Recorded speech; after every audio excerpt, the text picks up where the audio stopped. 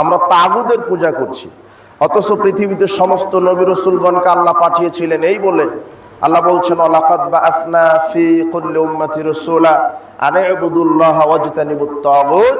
প্রত্যেকটা নবী রাসূলকে বলা হয়েছে যে তোমরা এই বলে দাওয়াত দাও, এক আল্লাহর ইবাদত করো, এক আল্লাহর দাসত্ব করো, আর তাগুদের পূজা থেকে নিজেকে বাঁচিয়ে রাখো। তাগুদের পূজা করো না। তাগুত কি জিনিস? তাগুতটা কি? আত-তাগুত হিয়া মাওয়াসিয়া মিনাল কিতাব ওয়াস সুন্নাহ। তাগুদের সংজ্ঞায় বলা হচ্ছে যে কোরআন এবং রাসূলের হাদিস ব্যতীত পৃথিবীতে যত দর্শন, যত ইজাম, যত মতবাদ, সবটা হচ্ছে তাগুত। ছবি মূর্তি তাগুত, আল্লাহ ছাড়া অন্যের কোনো আইন তাগুত, আল্লাহ ছাড়া মানব রচিত কোনো মতবাদ, এগুলি হচ্ছে কি তাগুত। তাগুতকে আপনি চিনেন, কিন্তু আমরা অধিকাংশ মানুষ তাগুত পূজায় বিশ্বাসী। অধিকাংশ দাড়িওয়ালা, টুপিওয়ালা, সালাত আদায়কারী, সিয়াম পালনকারী, এরা ইসলামকে মানে শুধু মসজিদ মাদ্রাসায়, কিন্তু ব্যবসাতে মানে তাগুতকে, সমাজনীতি প্রণয়ন করতে মানে তাগুদি লিডারদেরকে, রাজনীতির ক্ষেত্রে মানে তাগুতকে। আপনি এদিক ওদিক করবেন না, বক্তব্য বুঝতে পারবেন না, আর আস্তে আস্তে সবাই চাপে আসবেন, লোকজন আসছে হয়তো বা। আমরা অধিকাংশ মুসলিম আমাদের ধর্ম বলতেই শুধু মসজিদ মাদ্রাসা মনে করেছি, কিন্তু আল্লাহ যে বলছে তাগুদের পূজা থেকে বিরত থাকো।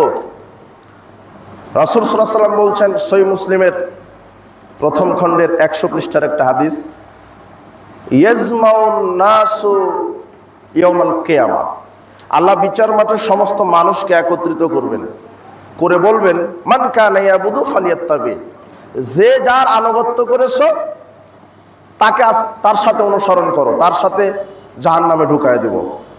যে যার আনুগত্য করেছে সে তার সাথে জাহান্নামে যাবে অথবা জান্নাতে যাবে।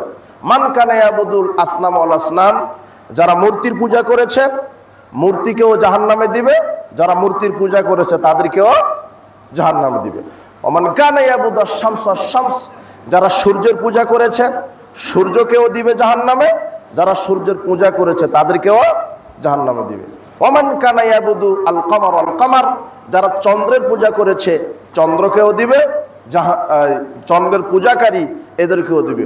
ওমান কানা ইয়াবুদু তাওয়াগীদ তাওয়াগীদ, যারা তাগুদের পূজা করেছে তাগুদ নেতাদেরকেও জাহান্নামে দিবে, নেতাদের অনুসারীদেরকেও কোথায় দিবে? জাহান্নামে দিবে। এখন তাগুদটা কি এটা আমাদের জানা লাগবে না? তাগুদ কোরআন এবং হাদিসের বাইরে যেই মতবাদটা আল্লাহর পক্ষ থেকে যে প্রদত্ত দিন সেটা হলো ইসলাম, কিন্তু আমরা ইসলামকে শুধু একটা মেমোরাইজ করেছি, মাত্র একটা কেন্দ্রভূত করে দিয়েছি, শুধু মসজিদ মাদ্রাসায় আমরা ইসলামকে মানি। কিন্তু ইসলাম যে সার্বজনীন, আমাকে সালাত আদায় করতে হবে যার বিধানে, অর্থনীতিও পালন করতে হবে তার বিধানে। কিন্তু আমাদের দেশের অধিকাংশ অর্থনীতিবিদ পুঁজিবাদী, এই সুদখোর অর্থনীতি, তারা এরা মসজিদে আল্লাহর বিধানে সালাত আদায় করে, আর অর্থনীতি জাকাত ভিত্তিক চালায়। কি ভিত্তিক? সুদ ভিত্তিক। এরা হচ্ছে তাগুদ। সুদী অর্থনীতি হচ্ছে তাগুদ। যদি আপনি সুদী অর্থনীতিকে মেনে নেন তাহলে আল্লাহ আপনাকে জাহান্নামে দিবেন। আরেকটা কি? মানব রচিত মতবাদ। মানব রচিত মতবাদ, মানব রচিত মতবাদের আমরা আজকে পূজা করছি। আমরা সালাত আদায় করছি আল্লাহর বিধানে, আলহামদুলিল্লাহ। সিয়াম রাখি রমাদানে আল্লাহর বিধানে, সিয়াম রাখি। হজ মৌসুমে হজ করি আল্লাহর বিধানে। কিন্তু আমরা রাজনীতি যখন করতে যাই ওখানে আর আল্লাহর বিধান আছে? বাংলাদেশের অধিকাংশ নেতা সেকুলার নেতা, তাই না? সেকুলার রাজনীতিতে বিশ্বাসী, আর আপনি সেই নেতাকে সাপোর্ট করেন। আপনিও মুনাফিক, আপনিও তাগুদ, আপনার নেতাও তাগুদ। আপনাকেও জাহান্নামে দিবে, আপনার নেতাকেও দিবে। সেকুলার, অথচ আল্লাহ প্রদত্ত জীবন বিধান ইসলাম।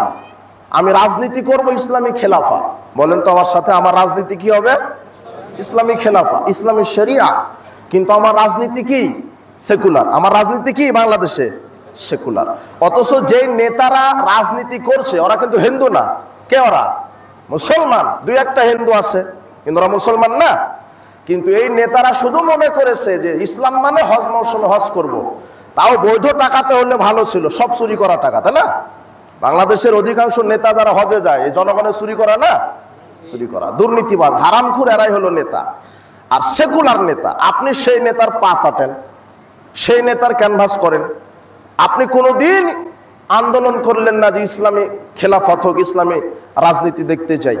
রাজনীতি করা ফরজ, রাজনীতি করা কি ফরজ, কিন্তু কোন রাজনীতি?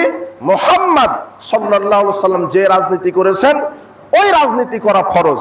আর বর্তমানে বাংলাদেশে যে প্রচলিত রাজনীতি আছে এই রাজনীতি করা হারাম। এই রাজনীতি করা কি হারাম।